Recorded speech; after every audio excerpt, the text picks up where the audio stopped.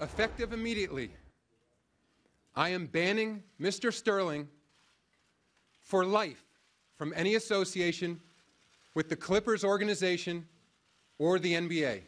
I am also fining Mr. Sterling $2.5 million, the maximum amount allowed under the NBA Constitution.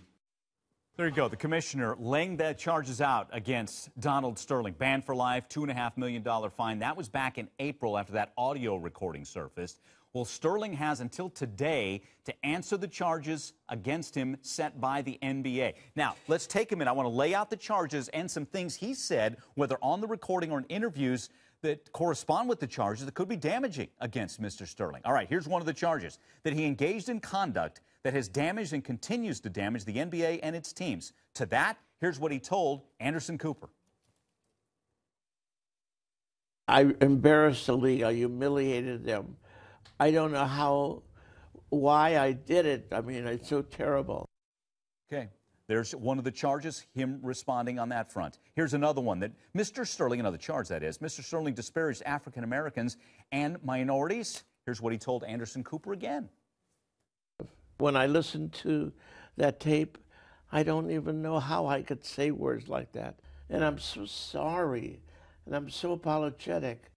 And I know what you're thinking. All right, is he convicting himself as he's speaking? Here's another charge, that he directed a female acquaintance, Viv Stiviano, not to associate publicly with African Americans or to bring African Americans to Clippers games. So let's harken back now to that audio tape recording.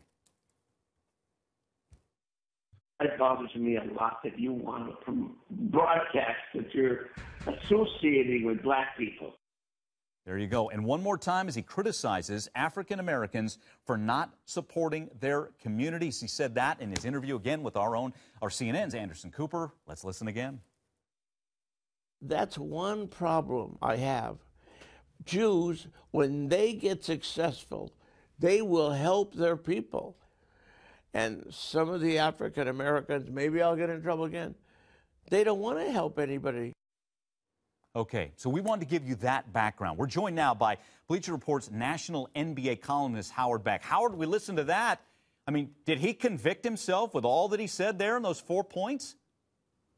Well, I'm sure the NBA believes that's the case. You know, they laid out charges last week, and he has, as you mentioned, until today to respond to those charges. But in the interview with Anderson Cooper, he seemed to basically be saying, not only, yes, I screwed up, but yes, I said these things. Yes, they're highly offensive.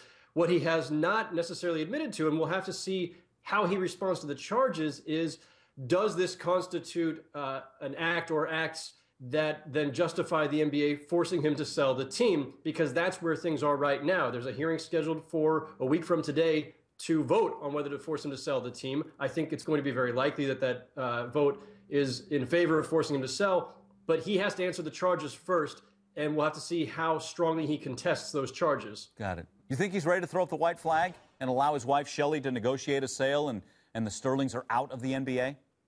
Well, the reports the last couple of days have been that they are moving toward that conclusion to voluntarily sell. The NBA's response has simply been that we're still going forward with our process and our vote and our hearing next week. There was a report from Bloomberg News just a couple of hours ago that Sterling has retained Bank of America to help facilitate the sale. So appearances are certainly moving in the direction that they're going to voluntarily sell. I'm sure it's a great relief to the NBA. Yeah. I'm sure there's probably a little bit of skepticism in there as well, because he's not usually known to give up without a fight. No, exactly. Does that surprise you at all? I mean, this guy's a lawyer, he's a billionaire, and likes a good courtroom battle.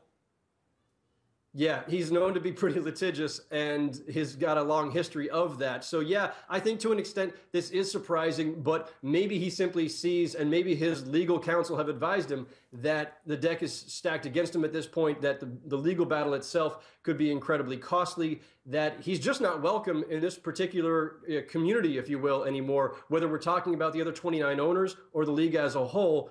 And he has to understand that his continued presence is going to harm not just his franchise, but the other 29 franchises, the NBA brand. I think maybe he recognizes at this point that it's just not viable for him to stay on and have a functioning franchise. Yeah. You expect anything newsworthy or astonishing today as he answers the charges, Howard?